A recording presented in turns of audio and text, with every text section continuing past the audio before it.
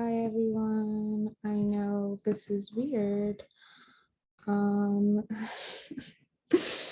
don't care, honestly, don't.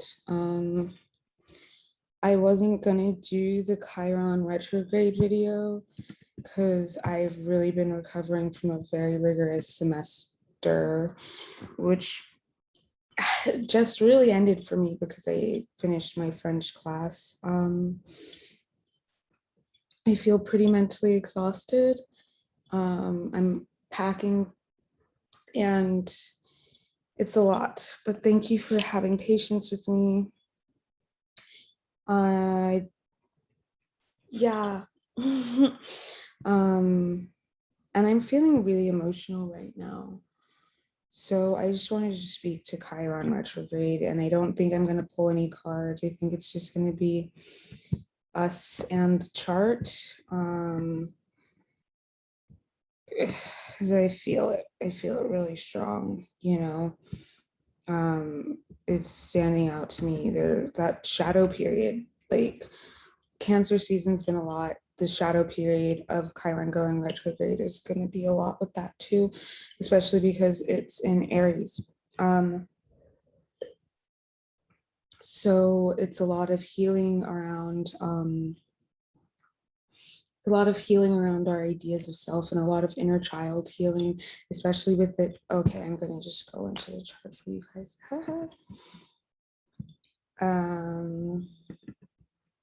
So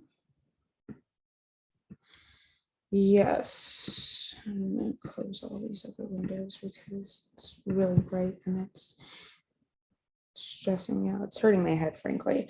Okay, so we're going to use Spotlight. Okay, yes, so Chiron is in the 4th house in Aries, and it has gone retrograde at this point. I think if you go like a minute past, this is the exact time that it stations retrograde. And you know, I like to look at these crossroads here, but this energy is really speaking to me where I'm just going to talk about Chiron retrograde in the 4th house. It's just like really a lot of deprogramming our conceptions of self regarding who we were programmed to be as children, and really just leaning into you know, living the dream, being who we want to be. You know, before maybe we didn't have the option to be who we wanted to be, but we do have that now. And so with Chiron retrograde, I think that like we've been through such a dark night of the soul process. And it feels like remembering to stay grounded in our values and principles that we have picked up, and not getting lost in the sauce and getting back into those old cycles that seek to really just keep us in prison. Like, you know, Chiron is the wounded healer, could heal everyone but himself. And so I really think like turning all of that healing energy that we like, how we show up in the world, what we give to the world that creates healing, that is going to be really important for us to give to ourselves and to access ourselves and actually like practice what we preach. If we talk about like, you know, I mean, just the things that I say on here as well is important for me to actually like honor that and live in that and be true to that, which I'm not always, you know. Like, I'm not always my best self. I'm not always my most honest self. Like, sometimes I fall short of my standards for myself, and that is causing more of that wound that takes me further away from who I am, at my highest vibration that I am accessing. That's my higher self. That's, you know, the part of me that's divine is in every single part of myself, but that's my higher self. And when I act from the wound, when I act from the trauma, when I act from the hurt, the pain, the fear, I create more of those situations around me that seek to keep me down. And I have to really just do better because I do know better. When I choose to shift into the space of comfort, which is, you know, that really has to do with the fourth house. And that's why it's so interesting that this is happening during Cancer season, because it is like, what do we do? What do we default to? What are our defaults? You know, those creature comforts, and look at your own chart and see where's your fourth house, because that's going to be activated to tell us. And like, where's your moon sign? Do you have any placements in Cancer? The moon is in Libra for Chiron retrograde, and so is Vertex in the 10th house. And so to me, this is bringing equanimity. This is bringing balance. This is bringing, you know, the ability to get right sized and really see what's what, you know. We've really had to face ourselves a lot in the past year, and the past, you know, 6 months since winter solstice. It's actually been like what, like almost 8 months since winter solstice.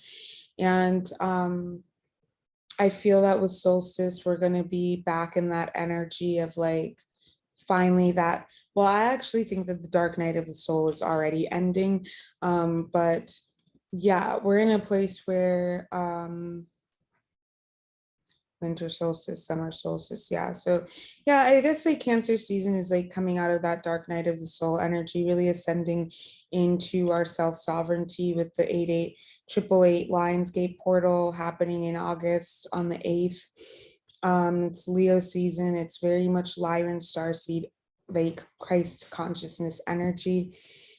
And that means that we have to enact these principles in everything that we do. We have to have compassion. We have to be forgiving. We have to like practice unconditional love. And I say practice because it is a practice. Practicing something means that we are working at becoming better at it. We could be the master of something and there could still be, you could be the best in the world at it and there could still be, we could get better. We could innovate more. We could do more. And we know that because we humans have that, like, oh, I missed this. How can I make this easier for me? How can I, you know, like that innovative, enterprising mind is part of what makes us human, always like grappling for not even just survival, but honestly, like grappling for ascension, like grappling for spiritual evolution, consciousness evolution, you know, and everything that happens from there, you know. So all of those things are things that we're reaching for, that we are leaning into. And it's important for us to bring those principles into our lives of like practicing. No, it's not going to be perfect every time. No, we're not going to get it right every single time, you know, and that's not necessarily our fault. But first and foremost, we have to practice those things on ourselves. So when we fall short of who we think we need to be, one, remembering that we were fearfully and wonderfully made. And this is a journey, this is a process, this is a practice. We are learning. We will never stop learning. So we may as well just give ourselves to the process, because it's the process that we're in, you know? And as I say these things, I just want to remind, like, as I'm channeling, I just want to remind, like, I need to hear these things too. And I can say all of these things as much as I want, but at the end of the day, I have to hold myself to these standards too. And it's really hard because the reality of the situation is like, I'm channeling, you know, this information. I have to make these videos. I have to do this work because I need to know what's going on. Otherwise, I'm lost in the sauce. Y'all know, if you're new, then you maybe don't know, but y'all know that like I started practicing this, I never ever thought that I was going to do it professionally. I never ever ever thought that I was going to do it on this public platform, you know. I never thought this would be how I would make my money, but that's what it is. And I started doing this as a way to help myself, like to figure out what the hell was going on with me, what was going on, you know, in with the energy, like to get clarification. It was for my betterment. It was it was to save my life. And as I've gotten better and better at it, it does save my life, because when I know what the energy is going to be like, I'm able to better navigate it. If I know that there's a retrograde, I know what to do. I know how to slow down. I know how to remember that everything happening outside of me is a mirror to what needs to be shifted, what energy needs to be shifted within me. When there's Mercury retrograde, I know to check that I have my keys, my wallet, my phone. I know no contracts getting signed. Don't take my, technology to be fixed. Don't, leave the house with extra half hour, extra hour, and always, always, always that comes in handy. I have never, ever regretted doing those things that I prepare myself for, where people are like, oh, that's not real. It's like, okay, but you can say it's not real. You can say gravity's not real. Shit's still gonna hit the ground when it drops. You feel me? So it really doesn't matter to me. I know for a fact that these things save my life. And I'm saying that because I think it's really important right now to really be conscientious of how critical we can be of ourselves, because I do feel like we are being faced with the reality of ourselves and how we can, like, we are being presented with insight to what we've been going through with this dark night of the soul energy. And I am curious to know, I'll move this over here. I am curious to know when Chiron goes direct. I want to say it's in October. So let me just hop to October real quick. I'll just make a quick VTR myself. Oh, it's actually beyond that. Let's try December. Chiron goes direct on December 19th, which is a couple of days before winter solstice. So I definitely think that that's going to be pretty important. It goes direct at 16:33 GMT. That's 7:33, which is already pretty important. Then it's 7 and 6, and that's 13, so it's 4. And yeah, I mean, it's no coincidence, I think, that it goes directly with the 4th house where Chiron is retrograde, and Aries. So I wanted to say about that, it is the wounded healer, and Mercury is the sign of healing. Mercury also rules Virgo, which is associated with healing as well. And we've been talking a lot about Mercury and Hermeticism. It's Hermes, Hermeticism, Virgo, healing, the catechist, all that stuff. We've been talking a lot about all of that stuff because it's stuff that we need to be like deeply, deeply conscious of, for everything that's going on, these energy shifts. It's really about integrating, because Christ consciousness like really has everything to do with these ancient sacred principles. And we know that Hermeticism is actually like a lot of the Hermetic principles are laws of motion, laws of principles of physics. Newton's 3 laws are encoded in the 𝗪𝗱 actually. So yeah, and like alchemy, all those things, learning how to master alchemy. And we've already talked about what mastery is. It's not about conquering. It's not about dominating. It's not about like, because that's oppressive language, that's colonizer language. It's not about mounting or breaking a horse, it's about creating a symbiotic relationship of give and take, of balance, of reciprocity, of interdependence, so it's really so much has to do with integrating our shadow. And at this time, we are integrating our shadow. Take a look at it and just like embracing it.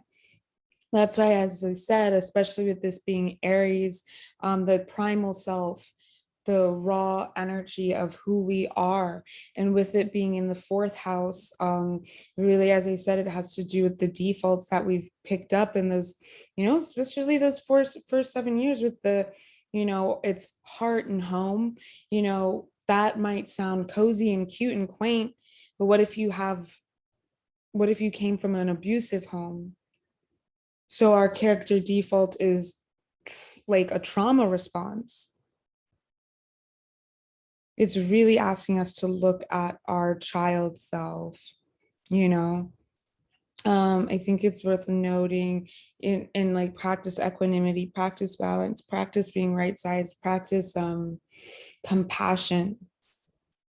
Because Libra is an air sign, so it feels very masculine to me because it cuts like a knife. Truly, it does.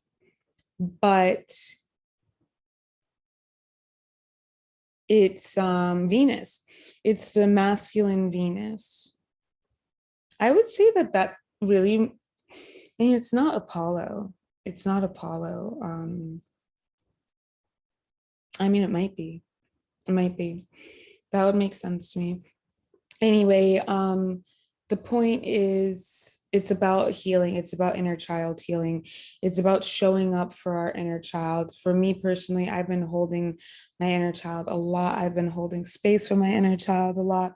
And for me, it's come to my attention that I really have to work on allowing myself to be free in who I am and just do what I need to do for me, and not really worry about everybody else and what they've got going on, because that desire to take care of everybody else, be so concerned about everybody else, be hyper vigilant about everybody else's needs, that is a trauma response. That is a fear response, you know. So it is really about doing what I got to do and dealing with the consequences as they come. I cannot be trying to avoid conflict. I cannot be trying to avoid situations that are going to be uncomfortable, because they're going to come regardless of if I do what I want to do or not. So I may as well just do what I want to do. You know what I mean?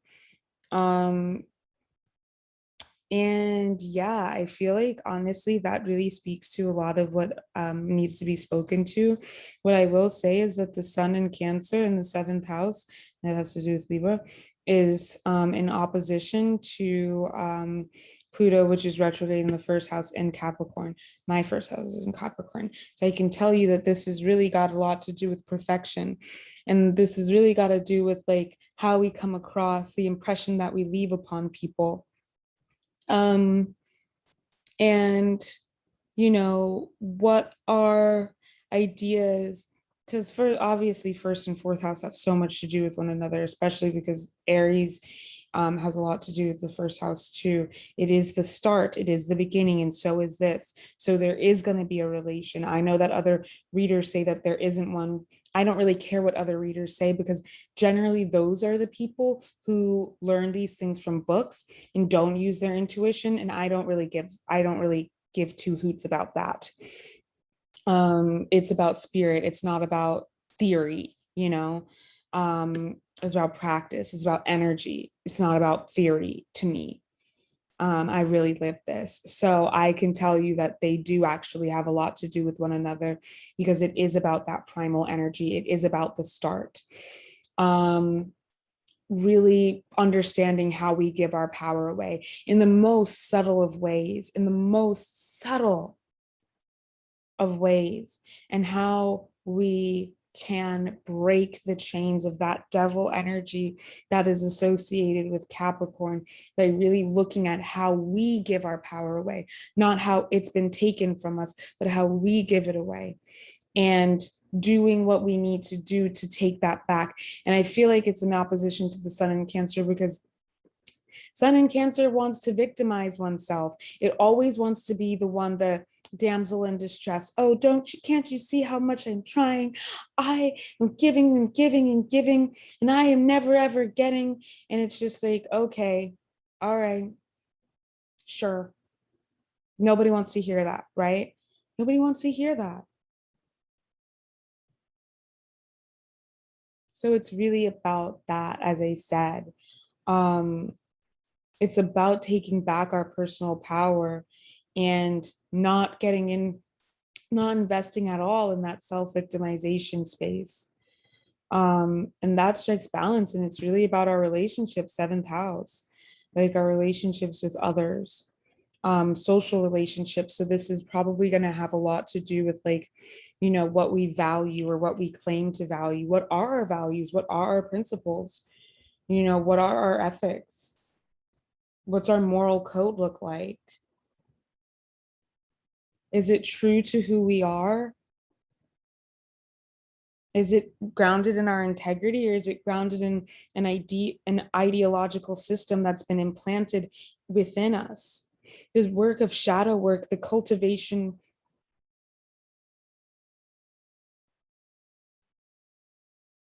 Oh my God. I hope that whatever just happened, I hope they're okay. I hope they're okay. Anyway, the cultivation of the tools that we learn to use through shadow work, and, you know, the practice that we practice with shadow work, all of that has everything to do with this energy that we're coming into, because it creates an intervention as a noun, you know, as a thing. It creates an intervention in that stream of consciousness that is formed in infancy and in our, like, in the primacy of our lives. That reptilian brain, you know, that has to do with our primal self. It's ridiculous, as I've said, to let a child make the decisions. If you let a child make all of the decisions for themselves, they're going to eat chicken nuggets all day long. You know, they're going to, for me, when I could make decisions for myself at a young age, I would stay up on the computer until 5 a.m. playing games and wake up at 3 p.m. That's not healthy. It's not practical. It doesn't make sense. And that's what a child does. That's what a child chooses to do. Choosing to live in the space of my maturity and enact the wisdom that I've embodied, or the wisdom that I've come into through the lessons I've been through. That's the true embodiment. And that is the legacy that I leave upon people when I actually start to act within my integrity. If I'm so concerned about who people perceived me to be before, I really need to be concerned about, you know, do I trust myself? Am I living truthfully, honestly with myself? Because I'm the only one who I need to validate anything to. I'm the only one that I need to prove anything to. So if I'm not living right, and I know that, because I'm trying to assimilate, that has been the word that is coming up so much for Cancer season for me, is assimilation. Maybe for me, it's because that is something that I've been taught, but I do think as a society, we are taught that this need to assimilate for safety. However, true safety understands that we have to be adaptable. We don't need to be looking outside of us for validation that what we're doing is right, because spirit is not outside of us, spirit is within us. Right? So this sun in Cancer that wants to be the victim and say that the whole world, you know, is victimizing us, doesn't take any form of accountability, which has to do with Capricorn. And it is disempowering when we fit into that role. Things may have happened when we were young or along the journey of our life that implanted the disease of aspiritualism, which is a part of colonialism within us, that made us feel that we were not worthy of receiving. We were not worthy of unconditional love. We were not worthy of joy, peace, truth, community, especially with this being here. We're not worthy of those things. But we are unconditionally. We always are. And when we live in that truth during Chiron retrograde and we practice those spiritual principles, it is Fortuna in Pisces with Pisces rulers here. Retrograde reminding us that divinity is within us. Abundance is within us. Luck, prosperity is within us if we choose to activate it. And then it's in the third house, 3, that divine number. We come into union with ourselves and experience this consciousness shift that is on offer. I mean, we are getting a trine here to Mercury. Jupiter retrograde is making a trine to Mercury. That's that healing. In Cancer, it's like emotional healing. So there might be a lot of crying as we hold ourselves and give ourselves love, because we're coming into balance and understanding who we are in context of the whole.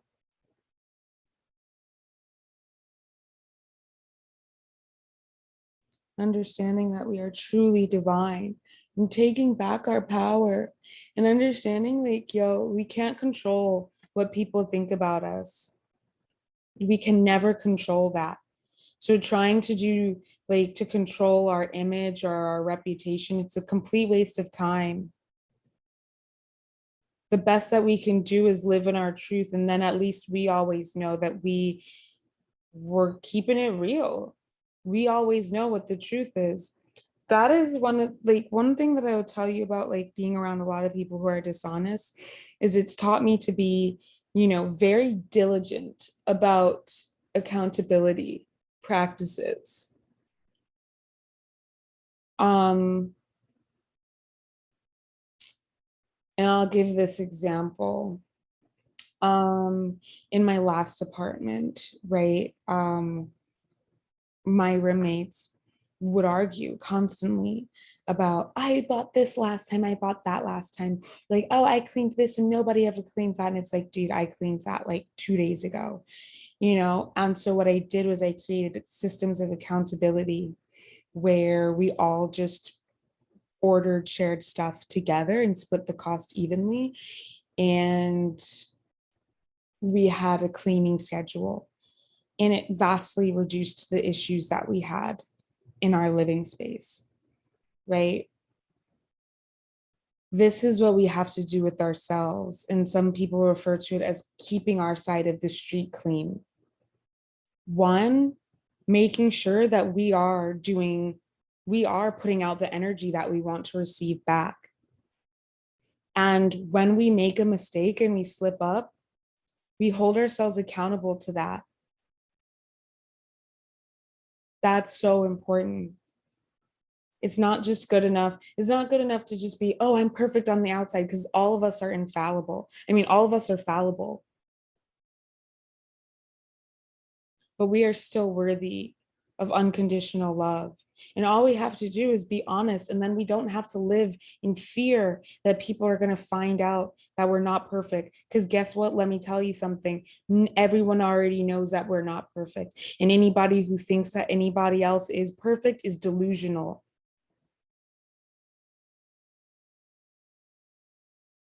And that's not the kind of energy that you want to be around, because that's too much pressure and it's destructive. And it promotes disingenuous behavior. Allow the glamour to fall away. Allow the superficiality to dissolve. allow yourself, grant yourself the opportunity to be unconditionally loved and held and accepted by being honest with the world and giving others the opportunity to experience the full reality of you. If they don't like it, fine. I promise you that the people who do are going to come to you as long as you stay in that truth. And when they do, you will know love and connection, and intimacy that you've never experienced before. So hard to fathom, so hard to fathom, because we really can't fathom what we haven't ever, we can't, if we've never experienced it, of course it's hard to imagine, you know? We have we have Venus and Aries about to come into union in Leo. And I believe, I actually know that we already talked about that. I think that's actually happening. No, I'm pretty sure it's happening in July.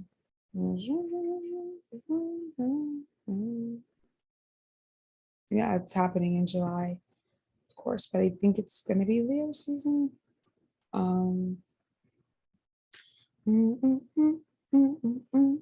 Yes, they will be. Oh, it already happened. Venus conjuncted Mars already.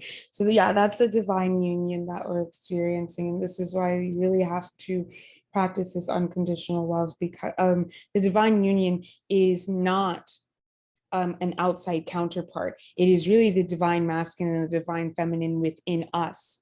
So all of those disparate, fragmented pieces of us are coming back together, and we have to hold space for ourselves in this process because it is going to be exhausting. So I would say give yourself a break, you know, take it easy, take it slow, rest, rest, rest, hydrate, hydrate, hydrate. Carbs, because you need that energy. This is draining. I've been exhausted. Like, I've been so exhausted lately because of like all of the spiritual work that I've been doing, not in front of the camera because I have my private practice and I haven't been on social media.